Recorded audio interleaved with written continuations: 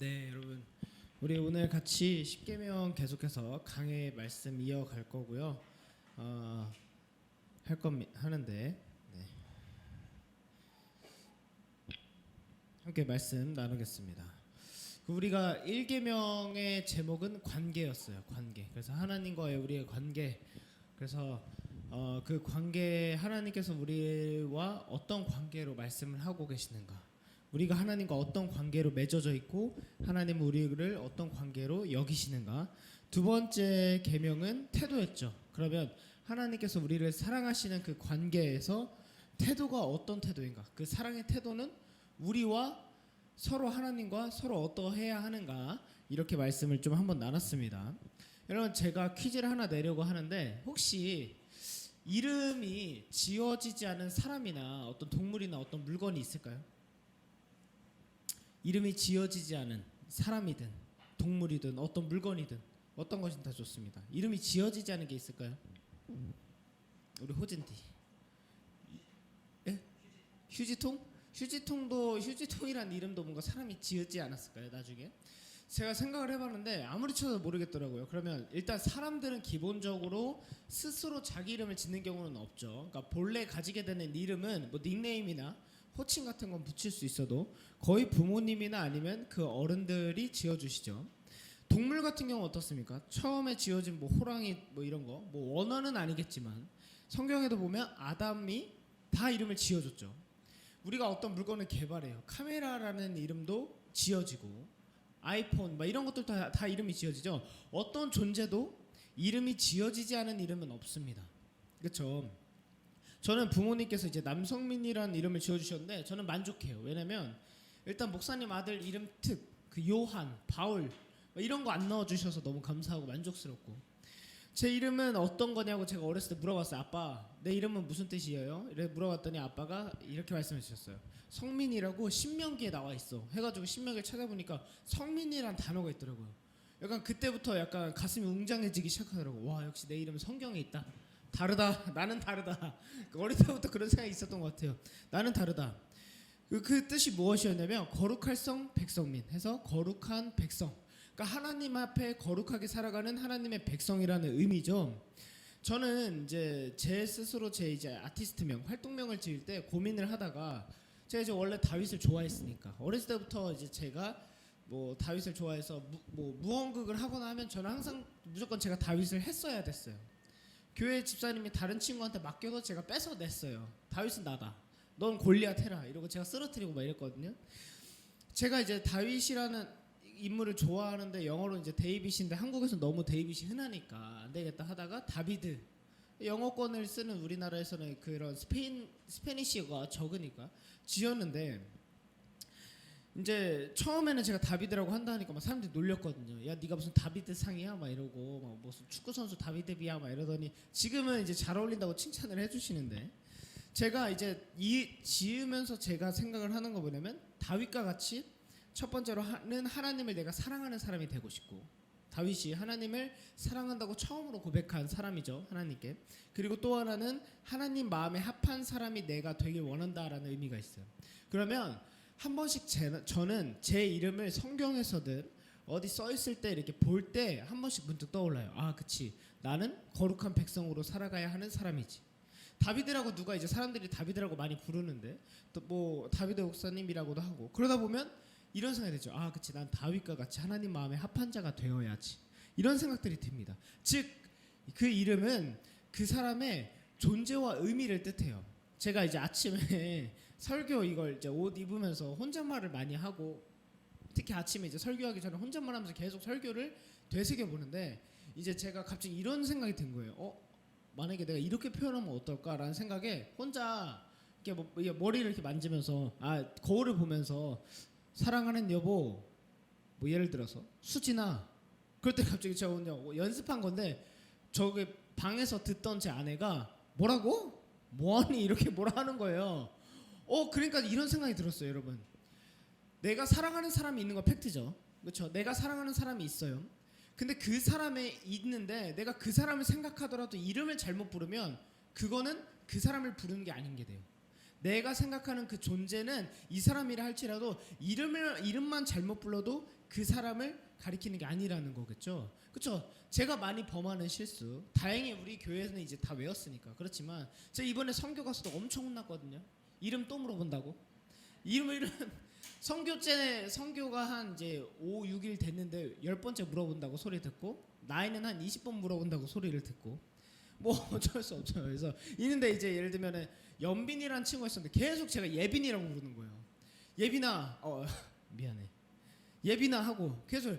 그러니까 그 사람은 아니라는 거죠. 그러면 날 부르는 게 아니에요. 왜냐하면 내 이름이 있는데 왜 내 이름으로 안 부냐 이거죠. 여러분, 이름이라는 것은 어떤 걸 가리키냐면 그 존재, 그 가리키는 대상이 우리가 부르는 이름으로 결정이 된다라는 거죠. 제가 예를 들어서 우리 수아한테 수아야 저 카메라 좀 뭐 이렇게 화면 좀 잡아줘라고 할 때 예를 들면 수아야 저 핸드폰 좀 잡아줘 이러면 제 핸드폰을 잡아주겠죠. 이런 것처럼 이름은 그 단순히 명사로 끝나는 것이 아니라 그 존재를 가리킨다라는 것입니다. 오늘 본문을 가장 많이 오해하는 것 중에 하나는 뭐냐면 하나님 이름 자체를 부르지 않는 경우가 있어요. 어떤 의미냐면 영어로 성경에 보면 이 하나님의 이름을 망령되게 부르지 말라 이렇게 돼 있죠. 그래서 영어에서는 misuse라 그래서 오용하다, 남용하다, 또 악용하다라는 의미, 잘못 사용한다라는 거죠. 이런 의미가 있어요.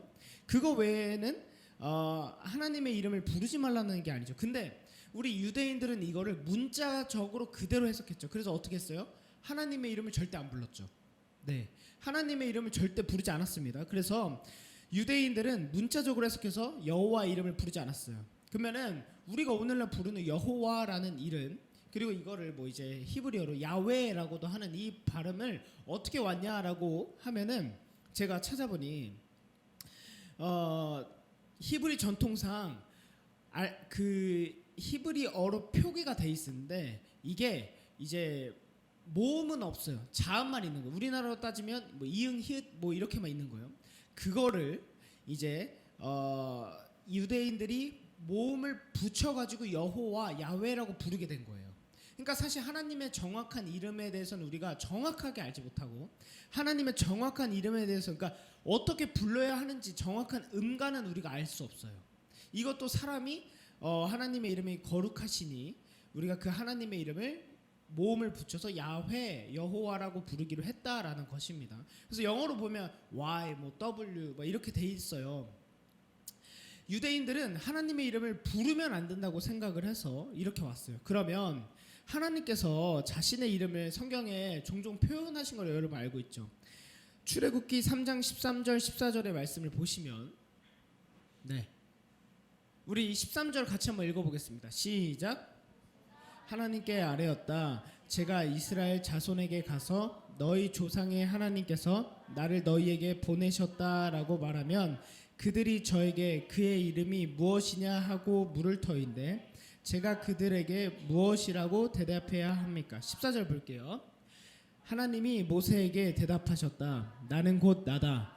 너는 이스라엘 자손에게 이르기를 나라고 하는 분이 너를 그들에게 보냈다고 하여라. 여러분, 이게 세번역 성경이니까 나는 곧 나다라고 하나님이 자기 이름을 알려주셨어요. 그런데 이거는 이제 개역개정에 보면 스스로 있는 자다라고 표현을 하세요. 여러분, 제가 아까 서론에 이름이 지어지지 않은 존재가 있냐라고 물어봤죠. 그 존재가 있어요. 하나님이십니다. 우리 모든 동물과 모든 물건들은 다 이름이 지어졌지만 하나님의 이름은 스스로 존재하는 자다. 나는 나다. 영어로는 I am who I am이에요. 그래서 나는 뭐뭐이다인데 나는 누구냐면 I am. 존재하는 게 나다. 이런 의미예요. 엄청 멋있죠, 여러분. 하나님께서 자기에 대한 표현을 해주신 말씀이 바로 이런 말씀이에요. 이게 뭐냐면 하나님께서 모세를 부르실 때 우리 떨기나무가 막 불타고 있는데 떨기나무가 그대로 있죠. 불만 타고. 그래서 모세가 이상할 때 하나님께서 찾아와 주시죠. 그러면서 사명을 주셔요. 너는 이제 거기 가서 이스라엘 백성들을 출애굽시켜라라고 한단 말이에요. 그 출애굽할 때 이제 모세 그렇게 하라고 하니까 모세가 아니 제가 무슨 힘이 있다고 그럽니까? 그리고 제가 가서 뭐라고 합니까? 제가 적어도 당신의 이름은 알아야 하지 않겠습니까? 라고 하나님께 이름을 물어본 사람이에요. 그러니까 하나님께서 자신의 이름을 나는 곧 나다. I am who I am이라고 표현을 해주신 거죠. 여러분, 이걸 보면 우리가 하나님의 존재를 어떻게 알 수 있습니까? 우리가 신학적으로 어떻게 표현을 하냐면요, 긍정신학이라는 게 있고 부정신학이라는 게 있어요. 긍정신학은 뭐냐면 하나님에 대해서 긍정적인 언어로 하나님을 표현한 말들을 긍정신학이라고 해요. 예수님은 길이요 진리요 생명이시다. 이건 긍정신학이죠. 하나님은 악한 분이 아니시다. 이거는 부정신학인 거예요. 그러니까 하나님께서 자기를 표현을 해주신 거죠. 나는 뭐뭐한 분이다. 그러면 우리가 성경을 통해서 하나님께서 자신을 표현해 주시는 모습을 통해서 하나님께서 자신의 이름을 표현해 주실 때 우리는 하나님의 존재는 이런 분이구나라고 알 수 있는 거죠. 하나님에 대해서 물어봤는데 나는 스스로 있는 자다. 나는 존재하는 자다. 즉 무슨 의미예요? 나는 누군가에 의해서 만들어지지 않았고, 나는 내 이름은 내가 지어진 내 스스로부터 원래 있었던 존재라는 걸 표현을 해주시는 오늘 말씀인 거란 말이에요. 이름은 존재를 나타낸다. 그리고 하나님의 이름과 또한 그 존재는 우리가 그 이름을 통해서 알 수 있다라는 것이죠. 오늘 말씀을 제가 한번 분석해 드리려고 하는데, 이 위의 말씀, 너희는 주 너희 하나님의 이름을 망령되게 부르지 말라라고 돼 있죠. 우리가 하나님께서 1계명, 2계명을 전해주시고 이게 3계명이잖아요. 그래서 1계명 때는 하나님과 우리의 관계는 어떤 관계인가? 사랑의 관계다. 2계명은 그 사랑의 관계에 있어서 서로의 태도는 어떠해야 하는가라고 했을 때 그것까지 정해주신 이유로 이 말씀부터 이제 하나님께서요, 우리를 내 하나님 여호와, 나는 너의 하나님 여호와이다라고 표현을 해주세요. 그래서 2계명 선언하신 후에 나와 있죠. 너 하나님 여호와는 질투하는 하나님이다. 자기를 이렇게 선언을 하시죠. 또 하나, 너희는 주 너희의 하나님의 이름을 망령되게 부르지 말라. 하나님께서 너의 관계가 이제 우리가 하나님과 어떤 관계인지 태도가 어떤 건지를 알려주셨잖아요. 그 이후로는 하나님께서 나는 너의 하나님 여호와다라는 걸 계속해서 표현해주고 계신 거죠. 그럼 여기서 망령되다라는 뜻이 있는데, 망령되다라는 뜻은 무슨 의미냐면 원어를 찾아보니까 악, 거짓 이런 뜻이에요. 영어로는 misuse. 그러면 하나님의 이름을 악하게 거짓되게 부르지 말라라는 거죠. 그럼 부르다라는 건 무슨 의미일까요? 부르다. 뭐 예를 들면 우리 놀다가 호진아 뭐 이렇게 부르는 거. 성경에서 부르다라는 의미는 어떤 의미를 갖고 있냐면 들어올리다라는 의미가 갖고 있어요. 예를 들어서 제가 손을 들어올리다, 이 들어올리면 어떻게 돼요? 사람들이 다 보게 되겠죠. 이런 의미예요. 부르다라는 것은 들어올리는 의미, 즉 사람들이 알게 되고 보게 되는 거죠. 그런 의미를 갖고 있어요. 그래서 하나님의 성호 거룩한 이름을 노래와 같이 소리내어 들어올리다라는 의미예요. 그러면 이 원어적으로 이 말씀을 다시 해석해 보면, 너희는 주 너희 하나님의 이름을 악하게 또 거짓되게 들어올리지 말라라는 의미예요. 너와 하나님의 관계 그리고 그 사랑의 태도를 보여주신 하나님의 이름, 그 존재를 악하게 들어올리지 마라. 악하게 보여지게 하지 마라. 악하게 드러나게 하지 말라, 이런 의미예요. 여러분, 이렇게 사용을 하면 어떻게 된다고 하나님이 말씀하세요. 그 아래 여호와는 그의 이름을 망령되게 부르는 자를 죄 없다 하지 아니하리라. 죄 없다 하다가 무슨 말이냐면 순결하지 않다라는 의미. 또 하나는요, 더 무서워요. 사실 이게 상관없다라는 의미예요. 하나님과 너와 나 하나님과의 관계가 더 이상 상관이 없어진대요. 여러분, 죄라는 건 이렇게 무서운 거예요. 죄를 지면 어떻게 돼요? 하나님과 우리의 관계가 상관없는 것처럼 여기는 거예요. 예를 들어서 죄에 있어서 선택이 아닌 건 없죠. 하나님께서 기뻐하시지 않는 것을 내가 알아요. 이거를 하면 하나님이 안 좋아하셔. 이거 하면 하나님이 좋아하셔. 이거를 안 해야 하나님이 좋아하시는데 내가 이거를 할까 말까 고민을 하다가 우리는 하잖아요. 그렇게 죄를 짓잖아요. 그러면 어떤 의미예요? 죄를 짓는 그 순간에 내가 선택을 한다라는 건 하나님과 내가 지금 이 순간은 상관이 없다라는 생각을 하고 저지르는 거예요. 여러분, 생각을 해보세요. 하나님과 나와의 관계에 그 무엇보다 친밀하고 소중하고 중요하다면, 그리고 하나님과 나의 상관이 그 무엇보다 크다면 그런 선택을 할 수 있겠습니까? 아닌 거죠. 그것처럼 너희가 그 죄를 저지르면 너와 나는 상관이 없는 존재다라는 표현이에요. 죄라는 건 이런 것입니다. 하나님과 우리의 관계를 가로막게 하고 끊게 하는 게 죄죠. 여러분, 그러면 이 3계명의 이름을, 3계명이 지어진 배경을 한번 설명을 해드릴게요. 여러분 이 첫 번째 이 이스라엘 그 주변 나라들에서요 우상이 막 만들어지기 시작을 했죠. 그래서 하나님께서 우상을 만들지 말라라고도 말씀을 하셨죠. 근데 열왕기상에 엘리야가요 이런 표현을 해요. 너희는 너희 신의 이름을 부르라.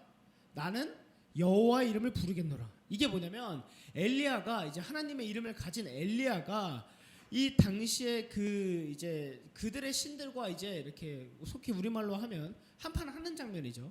그러니까 이 엘리야는 자신 있죠. 내가 믿는 하나님이 진정한 하나님이신 거잖아요. 지존자시잖아요. 근데 너희들이 믿는 그 우상 따위가 날 이길 수 있을 것 같아? 그러니까 너네 이름 마음껏 불러. 근데 이 당시 어떤 의미가 있냐면 그들이요 그 우상을 이름을 부를 때 어떻게 하냐면 본체가 없잖아요. 사실 우상들의 이름 상관없이 그냥 주술적으로 마술적으로 그냥 이름만 반복하는 거예요. 뭐 예를 들면 뭐라고 표현을 하면 좋을까? 이게 사실 제가 방송을 찍기로 하고부터 굉장히 조심스러워져가지고 네, 웃음 욕심을 많이 빼게 됩니다. 이게 조심스러워가지고. 그런데 예를 들면 굉장히 조심스럽게 나무아비타불 불교에서 보시는 분은 없겠죠. 나무아비타불을 계속 그냥 반복해요. 나무. 막 그래서 우리도 우리나라 옛날 드라마 이런 거 사극 드라마 보면 막 그 스님들이나 그 막 계속 반복하는 거 있잖아요. 그게 주술적인 행위예요. 그렇게 하면서 뭔가 그들은 뭔가 임한다, 뭔가 일이 일어난다라고 믿는 거잖아요. 그런 역사들이 있었다고요. 계속해서 주술적으로 막 그 자신들이 믿는 우상의 이름을 끊임없이 반복해서 부르는 거. 그러니까 이런 문화와 배경이 있었기 때문에 하나님께서요 자신의 이름도 그렇게 사용하지 말라라고 말씀하신 거예요. 그러면 우리가 이렇게 한번 생각을 해봅시다. 우리가 기도할 때 주여 주여 주여 주여 하는 것이 잘못했을까요? 우리 어떻게 생각하시나요? 우리 호진띠 그거 하면 안 될 것 같아요? 괜찮을 것 같아요? 그렇죠? 왜요? 우리가 믿는 하나님의 본체가 있잖아요. 하나님의 이름을 명확하게 알잖아요. 그 어떤 우상도요 이름이 스스로 존재하는 자가 없었다니까요. 여러분 석가모니 누가 지어줬습니까? 사람이 지어줬죠. 다른 이름 조심하겠습니다. 네. 하나님의 우리가 본체를 알기 때문에 하나님의 이름을 부르지 말라라고 말씀하신 게 아닌 거죠. 하나님의 이름을 부르되 너희가 그 우상들처럼 날 대하지 마 이런 거죠. 또 하나 여러분 우리가 일상에서요 하나님의 이름을 악하고 거짓되게 사용하면 안 돼요. 즉 제가 이제 처음에 충격 먹었던 거 영어 욕을 이제 보면 하나님과 예수님을 자주 언급하죠. 저는 처음에 그게 되게 좋은 건 줄 알고 와 진짜 멋있다 이렇게 생각을 했단 말이에요. 자꾸 막 싸우는데 갑자기 예수님을 불러요. 막 싸우다가 예수님 막 이러길래 번역 보면 막 그렇게 하잖아요. 지저스 크라이스트인데 예수님 이렇게 번역을 했었단 말이에요. 옛날에는. 그래가지고 저 사람 진짜 멋있다. 싸우는데 예수님의 이름을 부르네. 이런 생각을 저는 했었단 말이에요. 어릴 때.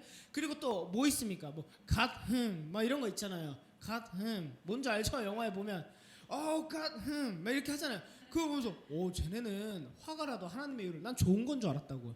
아니에요 여러분. 그거야말로 하나님의 이름을 가지고 욕을 만들었어. 이거 진짜 약간 진짜 정신 나간 거 아닙니까? 우리는 전 세계에서 여러분 우리나라가 거의 욕이 제일 많은 거 아시죠? 뭐뭐 새끼만 붙이면 다 욕이 돼버리고 말부터 소부터 개부터 뭐든지 다 욕을 만들어낼 수 있잖아요. 우리는. 그런데도 우리는 하나님의 이름을 가지고 욕을 하진 않잖아요. 그죠? 이 미국 사람들 죄송합니다. 혹시 또 실수할까봐 조심스러운데 욕을 함부로 하면 안 된다. 그렇게 우리가 함부로 하나님의 이름을 가지고 욕을 하거나 하면 안 된다라는 거. 또 하나는요 여러분 우리가 이런 흔히 어릴 때 많이 저지르는 거. 교회 다니는 애들 나 이거 맹세해. 나 진짜 아니야. 여러분 마피아 할 때도 조심하셔야 됩니다. 하나님 걸면 안 돼요. 여러분 아시겠죠? 마피아 아니라고 하나님 걸면 안 돼요. 하나님의 이름을 가지고 맹세를 한다던가 거짓 맹세를 한다던가 이런 부분들도 조심을 해야 되고요.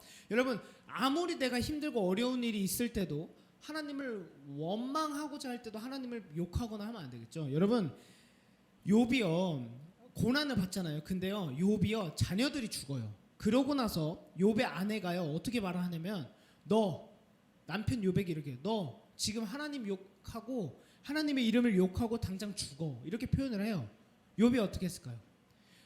자식이 죽은 고통과 아픔 앞에서 하나님을 욕하고 죽으려고 했을까요? 죽고 싶었겠지만 하나님을 욕하고 싶었겠지만 하지 않죠. 왜요? 욥은 하나님의 사람이니까. 이걸로 다른 거죠. 여러분 바리새인들과 종교 지도자들은요 어떻게 생각을 했냐면 하나님의 이름을 거룩하다고 하면서 부르지 않았어요. 그죠? 그리고 이 모습만 보면 이 사람들은요 굉장히 하나님을 거룩하게 여기는 것 같아요. 그런데 잘못된 건 뒤에 나와요. 하나님의 이름을 부르지 않았지만 하나님의 말씀과 뜻을 자신의 이익과 자신들을 위해 사용했습니다. 우리는 하나님의 이름을 마음껏 부를 수 있어요. 주여 삼창도 하고 하나님, 아버지, 주님 다 불러요. 그런데 유대인들은 부르지 않는다고요. 그러나 하나님의 말씀과 뜻을 자신의 뜻대로 해석을 해서 사용을 해요. 누가 망령되게 부르는 겁니까? 안 부르라는 게 아니에요. 그렇게 사용하지 말라는 거죠. 저 같은 경우도 그럴 수 있겠죠. 제가 목사라 그래서 하나님의 말씀을 막 제 뜻대로 전해요. 예를 들면은 막 제가 예를 들어서 우리 호젠디를 저격을 한번 해야겠다 해서 말씀에 그게 아닌데 호젠디에게 저격을 해요. 막 호젠디 지금 표정을 보니 신성하지 않습니다. 막 이렇게요. 여러분 이거 사입이죠. 잘못된 거죠. 우리 이런 걸 굉장히 조심해야 됩니다. 그러면 시대적 배경 하나를 더 말씀드릴 때 1계명을 복습하고자 하는 의미도 있어요. 못 들으신 분도 있으니까. 왜 10계명의 돌판이 2개라 그랬죠? 기억을 하시나요? 10계명 돌판이 2개였던 이유. 우리가 흔히 생각하는 건 뭐라 그랬어요? 10계명 돌판이 2개인 이유를 우린 보통 이렇게 생각했죠. 하나님에 대한 계명과 이웃에 대한 계명을 나눴다. 근데 이게 아니라 시대적으로 전쟁을 했을 때 승리한 나라와 패배한 나라가 계약을 맺게 되는데 그 계약을 똑같이 2 돌판에 새기고 둘이 동시에 가져간다라고 말씀을 드렸죠. 그 계약을 할 때 첫 번째 계약은요, 첫 번째 조항은 항상 이랬대요. 항상 나의 이제 주인의 국가는 전쟁에서 승리한 당신만 우리가 주군으로 모시겠습니다라고 표현이 돼 있어요. 두 번째 계약은 뭐냐면 이 패배한 국가는 다른 나라에게 침략을 당하거나 공경과 어려움이 처했을 때 그 왕이 승리한 국가인 황제가 되잖아요. 황제에게 찾아가서 그의 이름을 부르면 계약상 그 어려움을 대신 이제 맡아 싸워주게 돼요. 예를 들면 이런 거예요. 우리가 어느 나라에게 패배했어요. 계약상 종주국이 됐어요. 그러면 우리가 그러고 있는데 다른 나라에서 우리나라를 쳐들어왔어요. 그랬을 때 우리가 감당할 힘이 없어요. 그러면 우리가 어떻게 하면 돼요? 그 황제의 나라, 황제 이름을 부르면서 황제 이름에게 도와달라고 하면 그 우리의 주인 되는 나라가 와서 그 전쟁을 대신해줘요. 그럼 어떨까요? 완전 전세가 뒤집어지겠죠. 이런 역사가 당시에 있었다고요. 그러면 여러분, 우리가 하나님의 이름을 부른다라는 의미는 어떤 표현인가요? 우리에게 처해진 문제와 어려움을요, 하나님께 의탁한다라는 의미가 있는 거예요. 그렇죠? 그래서 여러분, 우리가 주 예수 그리스도의 이름을 부르는 것이 잘못된 것이 아닙니다. 기도할 때 하나님 나 좀 이것 좀 도와주세요. 주님 도와주세요. 망령되게 부르는 거 아니에요. 예전에 우리나라 기독교의 완전 초창기에 좀 워낙 유교적이고 보수적인 시대에는요, 이런 것도 못하게 했죠. 그러나 여러분, 우리는 그런 존재가 아니에요. 하나님을 아바 아버지라고 부를 수 있고 주여 도와주시옵소서라고 고백을 할 수 있는 존재가 됐죠. 그런 의미가 뭡니까? 우리가 그런 기도를 할 수 있는 것은 뭡니까? 하나님, 나의 어려움과 아픔도 하나님께 올려드립니다. 이제 하나님께서 책임져 주세요. 하나님께 의탁하는 의미인 것이죠. 여러분, 새 번역 사도행전 4장 12절의 말씀에 보시면 여러분 이 말씀 같이 한 목소리 읽어보겠습니다. 시작. 이 예수밖에는 다른 아무에게도 구원은 없습니다. 사람들에게 주신 이름 가운데 우리가 의지하여 구원을 얻어야 할 이름은 하늘 아래 이 이름밖에 다른 이름이 없습니다. 사도행전에 있는 말씀인데 예수밖에는 다른 아무에게도 구원이 없다라고 지금 선언을 하고 계시죠. 그러면서 또 뭐라고 말씀하십니까? 사람들에게 주신 이름 가운데 우리가 의지하여 구원을 얻어야 할 이름은 하늘 아래 이 이름밖에, 즉 예수 그리스도 이름 외에 다른 이름은 없다라는 것이죠. 그러면 여러분, 우리가 한번 생각을 해봅시다. 우리가 보통 언제 주님의 이름을 가장 많이 사용을 합니까? 언제 주님의 이름을 가장 많이 사용해요? 네? 그쵸? 맞아요. 우리 예빈이가 말해줬는데 기도할 때 사용을 하죠. 기도할 때 우리 마지막을 어떻게 합니까? 누구의 이름으로 기도해요? 예수님의 이름으로 기도하죠. 여러분, 이거 되게 중요한 거예요. 예수님의 이름으로 기도하는 거 굉장히 중요해요. 제가 이제 좀 가끔 당황스러웠던 적이 있는데, 이제 우리 같이 모임을 하거나 했을 때 잘 모르는 친구들이 이랬던 경우가 있어요. 하나님의 이름으로 기도합니다. 근데 이런 거 몇 번 들어봤어요. 근데 우리가 배운 건 뭐예요? 예수 그리스도의 이름으로 기도하는 것이 우리에게 맞죠. 그래서 모든 예수님을 믿는 사람은 영어로든 한국말로든 다 예수님의 이름으로 기도하죠. 여러분, 우리가 예수님의 이름을 가장 많이 사용하는 건 우리가 기도할 때입니다. 기도한다라는 건 무슨 의미예요? 하나님께 나의 모든 걸 의탁하고 맡긴다라는 의미죠. 하나님을 믿고 예수 그리스도를 믿으며 나아가는 우리에게 있어서 우리를 위하여 십자가에 못 박히고 부활하신 그 예수 그리스도의 이름만으로 우리가 기도하는 것이 옳다라는 것이죠. 다른 이름은 없다, 안 된다라는 걸 오늘 지금 이 사도행전 말씀을 통해 보여주고 계신 거예요. 여러분, 우리가 하나님의 이름을 부르는 사람이라는 것은 우리의 존재가 내 뜻과 내 힘으로 살아가던 사람에서 예수 그리스도만을 의지하고 살아가는 사람으로 존재 자체가 바뀌었다라는 표현입니다. 이런 고백이에요. 그러면 우리가 나의 존재가 이렇게 바뀌었다라고 하는데 여전히 내 뜻과 내 힘으로 살아가는 건 어떻게 될까요? 내가 하나님을 의지한다고 고백을 했어요. 예수 그리스도의 이름으로 믿음에 나아간다고 고백했어요. 나는 그래서 내 스스로의 이름을 이제 그리스도인이라고 부르기 시작했어요. 교회라고 부르기 시작했어요. 성도라고 불리기 시작했어요. 그런데 그렇게 부르림에도 불구하고 여전히 내 뜻대로 살아요. 하나님이 기뻐하시는 뜻은 이거야 아는데 난 이 뜻대로 살아요. 그러면 어떻게 될까요? 이것도요, 자칫 잘못하면 하나님의 이름을 망령되게 사용하는 경우가 될 수 있습니다.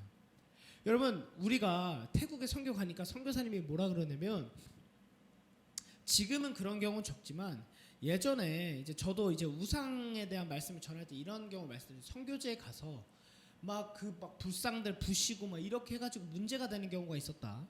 들어보니까 태국에도 그런 게 있었대요. 태국은 전통적인 불교 국가죠. 기독교 인구가 뭐 1%도 안 된다 그러고, 우리가 간 그 도시 전체는 0.3%? 엄청 적단 말이에요. 그리고 태국이 놀라운 게 있었어요. 신분증에요, 종교가 들어가요. 종교. 여러분, 99%가 다 불교죠. 근데 그 신분증에 기독교라고 쓴다라는 건 어떤 의미일까요? 선교사님 이렇게 말씀하시더라고요. 기독교라는 걸 쓴다라는 건 내가 이 태국 사람으로서 권리와 당당하게 살아갈 모든 그런 자격을 포기하는 것과 같대요. 신분증을 내밀었는데 우리 99%가 불교인데 너 이상한 이방신을 믿는다고 이렇게 생각을 하는 거예요. 말이 안 되죠. 여러분, 선교팀이 와가지고요, 태국에서 막 선교한다고 전도한다고 하면서 막 어떤 뭐 불상을 부시거나 뭐 좀 어떤 막 이렇게 좀 그들이 믿는 신을 훼손하거나 하는 경우가 있었대요. 그래서 추방을 됐었다 하더라고요. 이런 경우가 있어요. 단기 선교팀이 제일 조심해야 될 거. 열정이 너무 넘치는 단기 선교팀이 가가지고 하면 안 되는 행위를 해서요, 그 한 번의 행위로 그 나라의 모든 선교사님이 추방되는 경우도 있어요. 몇십 년 나는 이 나라에서 선교하면서 아이들 가르치고 양육하고 봉사하면서 세워놓은 교회가요, 단기 선교팀이 일주일 와서 망쳐버릴 수도 있는 거예요. 굉장히 조심스럽죠. 하나님의 이름을 믿는다고 살아간다고 하면서 하나님의 이름을 가진 우리를 다른 사람들이 볼 때 우리가 하나님의 이름을 대표하는 격이죠. 그렇게 살아갈 때 우리가 내 일터에서든 내가 만나는 학교의 뭐 사람들이든 그 어떤 사람들에게도요, 우리의 모습을 통해서 하나님의 이름을 그들은 느낄 수 있다고요. 그러면 우리가 함부로 살아가면 안 되겠죠. 내가 하나님의 이름을 대표하는 자인데 누가 하나님을 볼 수 있습니까? 예수님을 안 믿는 사람은 말씀도 보지 않잖아요. 그러면 그들이 어떻게 하나님을 볼 수 있습니까? 주미를 통해서죠. 우리 호진띠를 통해서죠. 여러분들의 모습을 통해서 우리는 하나님의 이름을 대언하고 대표하는 사람들인 거예요. 하나님의 이름을요, 여러분들이 들어 올리는 사람인 거예요. 나 예수님 믿어요. 뭐예요?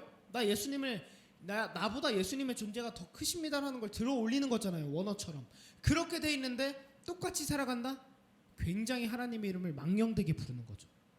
그런 사람을 하나님이 어떻게 여기신다고요? 너 나하고 상관없어 라고 표현을 하신다고. 여러분, 이 3계명도 우리가 굉장히 실제적이면서 진중하게 말씀을 받아들여야 합니다.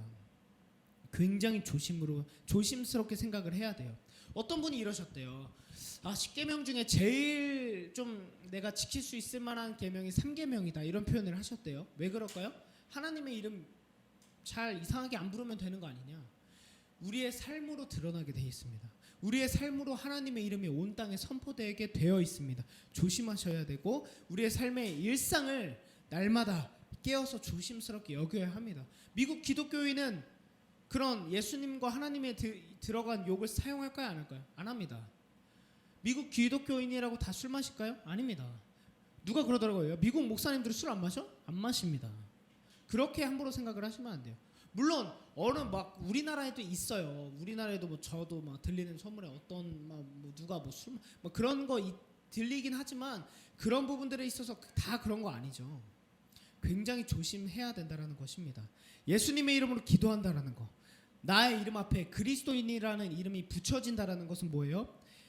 하나님과 상관이 있는 자다. 나의 존재보다 하나님이 더 크다. 그리고 하나님께서 스스로를 나는 스스로 존재하는 자라고 자기 선언하신 것처럼 우리도 예수님의 이름을 부른다라는 건 하나님과 상관이 있는 자라는 자기 선언입니다. 그렇다면 그렇게 고백을 하고 불려진다면 우리는 그것에 합당한 책임이 있다라는 것이죠. 제가 이번에 태국 선교에 가서 그 선교사님께 한번 이걸 여쭤봤어요. 비행기에서 둘이 얘기를 많이 하다가 사실 저에겐 형이거든요. 대학교 선배고 형이에요. 몇 살 차이가 안 나는, 한 2살 차이 나는 형이에요. 그러니까 생각을, 저보다 2살 차이 나는데, 물론 저도 목사로 살아가지만 하나님께서 필리핀에서 이제 원래 공부를 하고 있었는데 필리핀에서 선교 사역을 하는 것도 아니고 태국으로 보내서 1년간 방콕에서 뭐 하냐면 방콕에서 태국어 공부만 해요. 1년간. 와, 저는 선교사로 못 살 것 같더라고요. 솔직히 저도 하나님께 제 삶을 드리겠습니다 하고 목사로서 살아가지만, 선교사는 하나님께서 태국으로 부르시니까 나하고 아무 상관없는 나라잖아요. 사실 태국이 뭐 태국이 잘 살든 못 살든 무슨 상관이 있습니까? 그러나 태국으로 부르신 그 순간부터는 나하고 태국은 상관 있는 나라가 된 거예요. 그래서 어떻게 해요? 1년간 선교사로 갔다 하지만 태국 언어만 배우는 거예요. 시험만 보는 거예요, 태국인들에게.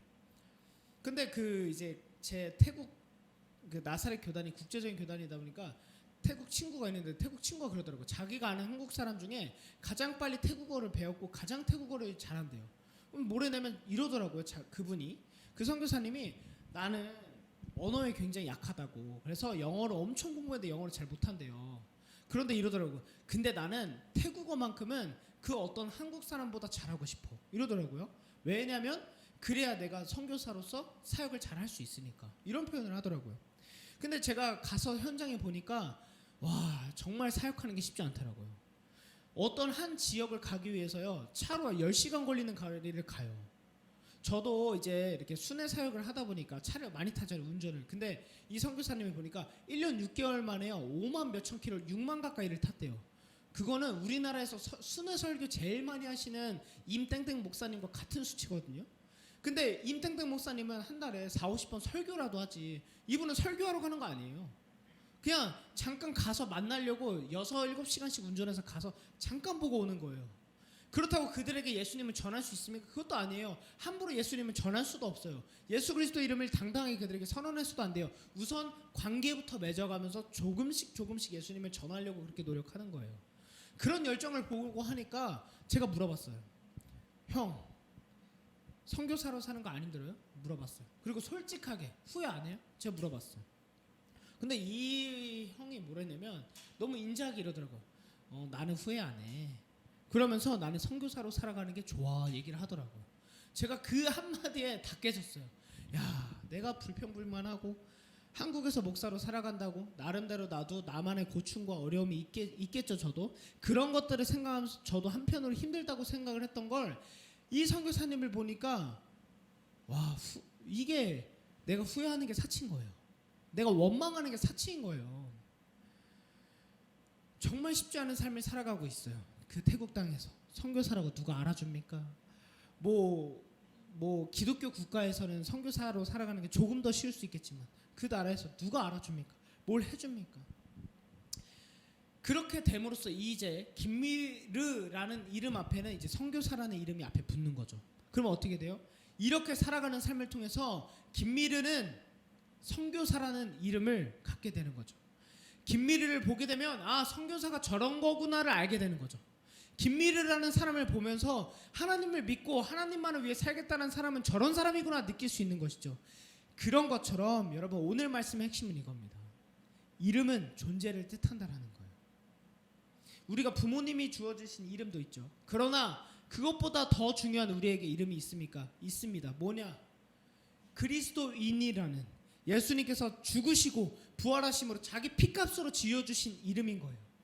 그리스도인이라는 이름을 갖게 된 이상 우리는 우리의 삶을 통해서 나라는 사람의 이름을 세상에 알리려고 하는 것이 아니라 하나님의 이름을 세상 가운데 들어올리기 위해 살아가기 위해 노력해야 되는 게 바로 우리가 살아가야 할, 우리가 가진 이름의 정의입니다.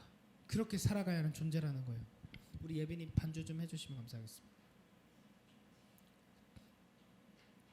여러분들에게 질문하고 싶어요. 여러분은 주님의 이름을 어떻게 사용하고 계십니까? 하나님의 이름을 어떻게 부르고 계십니까? 그리고 여러분들의 삶을 통해 드러나는 하나님의 이름은 어떻습니까? 여러분들을 볼 때 와, 우리 광현이 제가 예를 들어 광현은 친구예요. 광현이가 이제 막 교회 다닌다는 거 알게 됐어요. 근데 광현이가 교회를 다니면서 살아가는 모습이 얘가 기쁨이 많이 보여요. 행복해요. 이제 우리 이거 졸업하고 무슨 일 하냐? 막 나는 걱정하고 있는데 광현이는 걱정이 없는 것 같아요. 얘가 야, 너 왜 그렇게 걱정이 없어? 라고 했을 때 광현이가 어떻게 표현을 할 수 있을까요? 나 하나님 믿으니까. 난 기도하거든. 하나님의 이름을 들어올리는 거죠. 나의 어려움과 닥쳐진 두려움 앞에 하나님의 이름을 계속해서 들어올려요. 하나님께서 어떻게 여기실까요? 상관없게 보시지 않겠죠. 너의 그 아픔 두려움 내가 지금 들었어. 그 문제 나하고 상관이 있어. 너 걱정하지 마. 내가 책임질게. 이거겠죠. 우리가 왜 두려워합니까? 나를 보니까 두려운 거잖아요. 내가 해결할 힘이 없으니까 두려운 거잖아요. 그리고 나 이거밖에 안 되는 사람인 거 우리가 누구보다 잘 아니까 두려운 거잖아요. 그러나 예수 그리스도 이름으로 나아갈 때 그 문제와 우리의 존재는 하나님과 상관된 존재가 되고 하나님께서 책임지고 하나님께서 역사하실 것이라는 것을 우리는 믿으며 나아갈 때, 또 그러한 간증들을 해나갈 때, 내 삶으로 드러나 하나님을 들어올릴 때 하나님께서 기뻐 받으시고 영광 받으실 것입니다.